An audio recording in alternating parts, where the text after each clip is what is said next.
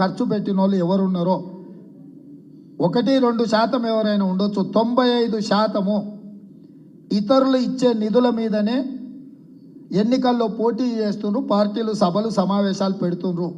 అందుకే నేను భారతీయ జనతా పార్టీ, భారత రాష్ట్ర సమితి, కాంగ్రెస్ పార్టీ తెలంగాణ పెట్టే ఖర్చుల మీద, వచ్చే సోర్స్ మీద ఒక కమిషన్ అపాయింట్ చేయడానికి నేను డిమాండ్ చేస్తున్నా. నిజంగా చిత్తశుద్ధి ఉంటే నరేంద్ర మోడీ గారు అపాయింట్ చేయాలి. ఆయన కరప్షన్ గురించి మాట్లాడినప్పుడు మా మహబూబ్ నగర్లోనే ఈరోజు మాట్లాడారు. వారి పక్కన ఎవరు కూర్చొని ఉన్నారు మీరు చూసిండ్రు. మా జిల్లాలో దొంగసారా అమ్మేటోళ్ళు, కల్తీ కళ్ళు అమ్మేటోళ్ళు, కాంట్రాక్టులు చేసేటోళ్ళు, క్రషర్ మిషన్ల నుంచి, వైన్ షాప్ల నుంచి వసూళ్లు చేసేటోళ్ళు, అంటే వాళ్ళ పేరు చెప్తేనే దొంగలు కూడా భయపడే అట్లాంటి వాళ్ళని పక్కన కూర్చోబెట్టుకొని వారు నా గురించి మాట్లాడుతున్నారు. నేను వచ్చి 100 రోజులు అయింది.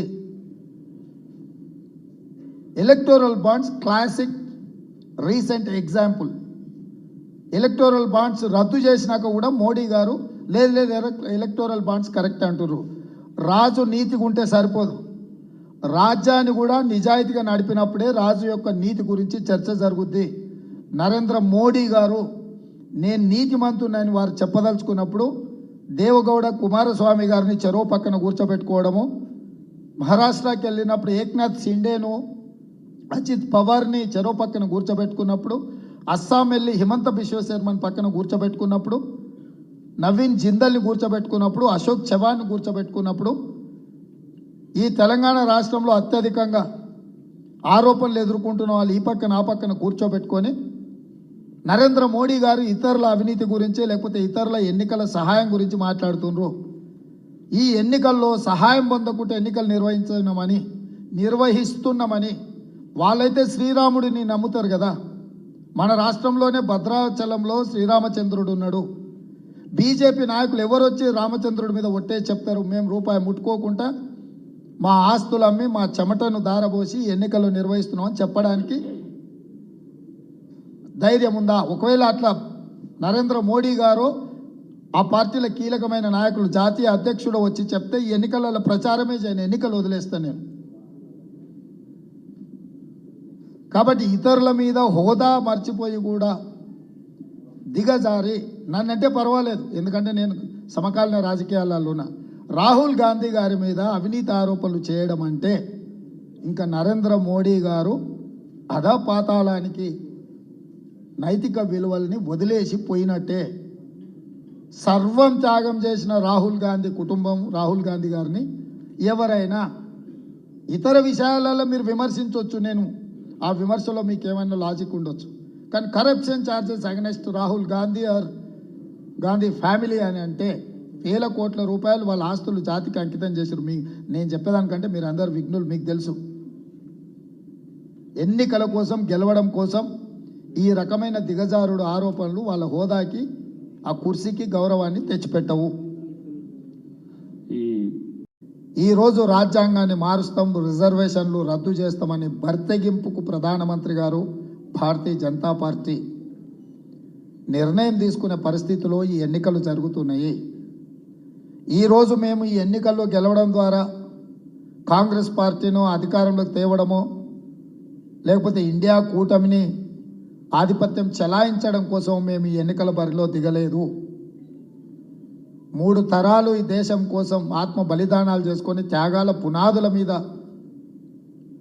ఏర్పడ్డ గాంధీ కుటుంబము వాళ్ళ నాయకత్వంలో, మల్లికార్జున్ ఖర్గే గారి నేతృత్వంలో ఈరోజు ప్రజాస్వామ్యాన్ని ఎట్లయినా కాపాడాలి, ప్రజలకు స్వేచ్ఛనివ్వాలి, ప్రజలకిచ్చే స్వేచ్ఛ కోసం అవసరమైతే ఎంత దాకైనా కొట్లాడాలి అన్న ఆలోచనతోటి ఈరోజు కాంగ్రెస్ పార్టీ ఈ ఎన్నికల బరిలో దిగింది. ప్రధానంగా తెలంగాణ రాష్ట్రం విషయానికి వస్తే ఏర్పడ్డ తెలంగాణ రాష్ట్రంలో ఎంతోమంది త్యాగాలు ఉన్నాయి. ఒక రాజకీయ పార్టీ ఈ త్యాగాలన్నిటిని కూడా వినియోగించుకొని ఈ త్యాగాల పునాదుల మీద ఒక వ్యక్తి తన రాజకీయ పార్టీని విస్తరించుకొని ఉద్యమానికి రాజకీయ పార్టీకి తేడా లేకుండా నిస్వార్థంగా ఉద్యమం చేసిన, నిస్వార్థంగా తమ ప్రాణాలను ఫణంగా పెట్టి రాష్ట్రాన్ని సాధించిన ప్రయోజనాలన్నిటిని కూడా ఒక వ్యక్తి, ఒక కుటుంబము సంపూర్ణంగా అనుభవించి ఈ తెలంగాణ రాష్ట్రాన్ని అధోగతి పాలు చేసిన సందర్భంలో ప్రజలందరూ కూడుకొని ఇక ఈ కుటుంబము, ఈ పార్టీ పరిపాలనకు సరిపోదు అని తెలంగాణ సమాజం తిరస్కరించి మొన్న డిసెంబర్లో ఒక తీర్పు ఇచ్చిండ్రు. ఈరోజు ఆ కుటుంబము నిస్సహాయంగా లేదా వ్యూహాత్మకంగా లేదా అవసరాల మేరకు రాజకీయ బేరసారాలలో భాగంగా తెలంగాణ సమాజాన్ని, ఈ సమాజాన్ని నిట్ట నిలువుగా చీల్చాలనుకుంటున్న భారతీయ జనతా పార్టీకి అప్పగించడానికి సన్నాహక సమావేశాలన్నీ పూర్తి చేసి రాబోయే ఎన్నికలలో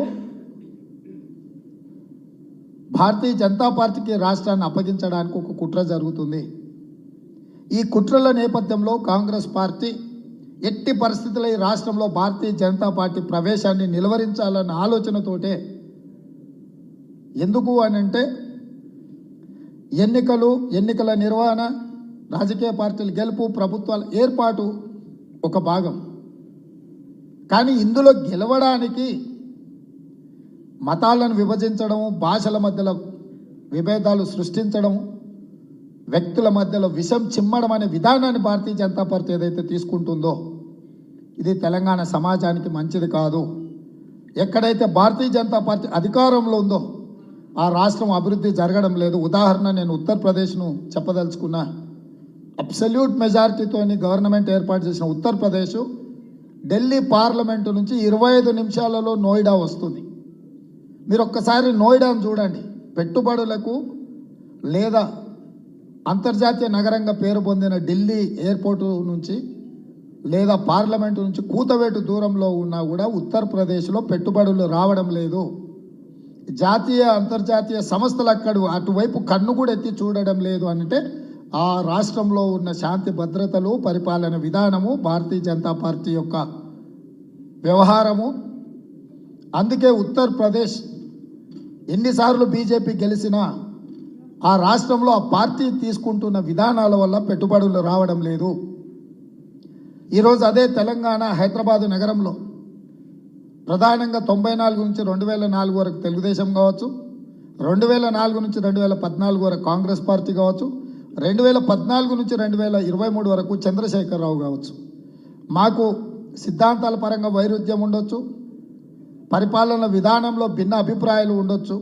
కానీ ఈ ప్రాంతంలో చిచ్చు పెట్టే ఆలోచన చేయకుండా, మతాలను విభజించకుండా, వ్యక్తుల మధ్యలో ద్వేషం రెచ్చగొట్టకుండా పరిపాలన చేసినాం. కాబట్టి ఈ చారిత్రాత్మకమైన హైదరాబాద్ నగరం, తెలంగాణ రాష్ట్రము ప్రపంచానికి పెట్టుబడులకు ఒక డెస్టినీ లాగా, ఒక కేంద్రంగా ఈరోజు అభివృద్ధి చెందుతుంది. హైదరాబాద్ నగరం విశ్వ నగరంగా మారడానికి అన్ని అవకాశాలు, వనరులు, చిత్తశుద్ధి, రాజకీయ లక్ష్యము, పరిపాలన సౌలభ్యము